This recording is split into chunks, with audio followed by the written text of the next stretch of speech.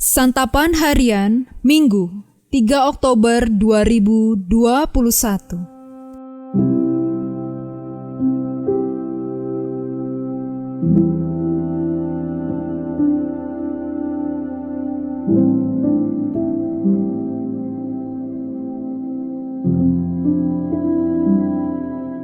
Inilah program Santapan Harian, sebuah program yang mengajak Anda menelusuri isi Alkitab, agar Anda menemukan makna firman Tuhan sesuai dengan konteksnya.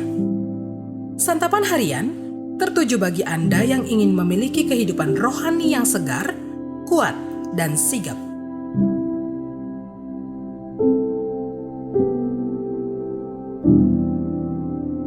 Hari ini kita akan membaca Amos pasalnya yang ke-6, ayatnya yang pertama hingga ayatnya yang ke-14. Namun sebelumnya, mari kita berdoa.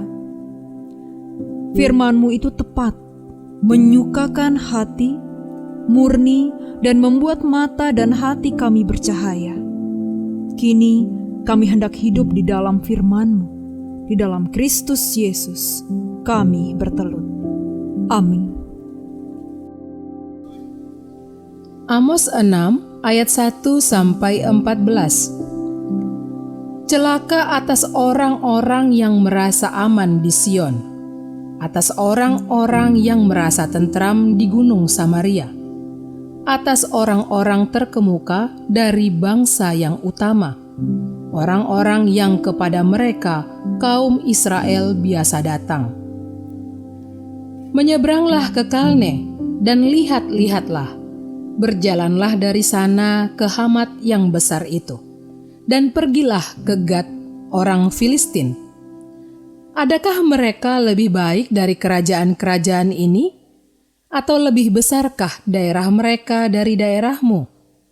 Hai kamu yang menganggap jauh hari malapetaka, tetapi mendekatkan pemerintahan kekerasan, yang berbaring di tempat tidur dari gading, dan duduk berjuntai di ranjang, yang memakan anak-anak domba dari kumpulan kambing domba, dan anak-anak lembu dari tengah-tengah kawanan binatang yang tambun, yang bernyanyi-nyanyi mendengar bunyi gambus, dan seperti Daud menciptakan bunyi-bunyian bagi dirinya, yang minum anggur dari bokor, dan berurap dengan minyak yang paling baik, tetapi tidak berduka karena hancurnya keturunan Yusuf.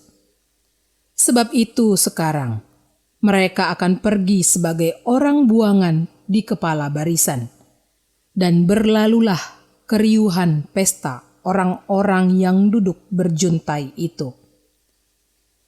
Tuhan Allah telah bersumpah demi dirinya. Demikianlah firman Tuhan Allah semesta alam.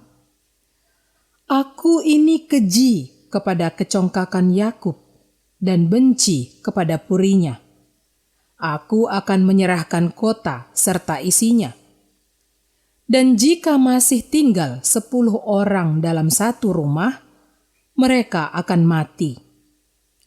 Dan jika pamannya, pembakar mayat itu, yang datang mengangkat dan mengeluarkan mayat itu dari rumah itu, bertanya kepada orang yang ada di bagian belakang rumah, "Adakah lagi orang bersama-sama engkau?" Dan dijawab, "Tidak ada." Ia akan berkata, "Diam, sebab tidaklah patut menyebut-nyebut nama Tuhan. Sebab sesungguhnya Tuhan memberi perintah, maka rumah besar dirobohkan menjadi reruntuhan, dan rumah kecil menjadi rosokan. Berlarikah kuda-kuda di atas bukit batu, atau dibajak orangkah laut dengan lembu? Sungguh, kamu telah mengubah keadilan menjadi racun, dan hasil kebenaran menjadi ipuh. Hai kamu yang bersuka cita karena Lodabar, dan yang berkata, bukankah kita dengan kekuatan kita merebut Karnaim bagi kita? Sebab sesungguhnya aku akan membangkitkan suatu bangsa melawan kamu, hai kaum Israel, Demikianlah firman Tuhan, Allah semesta alam. Dan mereka akan menindas kamu dari jalan yang menuju ke Hamat sampai ke sungai yang di Araba.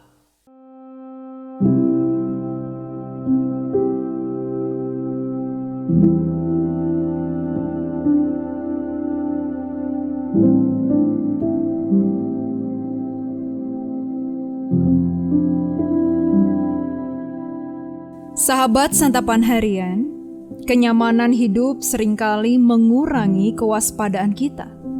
Kondisi itu membuat kita terbuai dan akhirnya dapat membangkitkan kesombongan. Mungkin kondisi seperti itu juga yang dialami oleh bangsa Israel.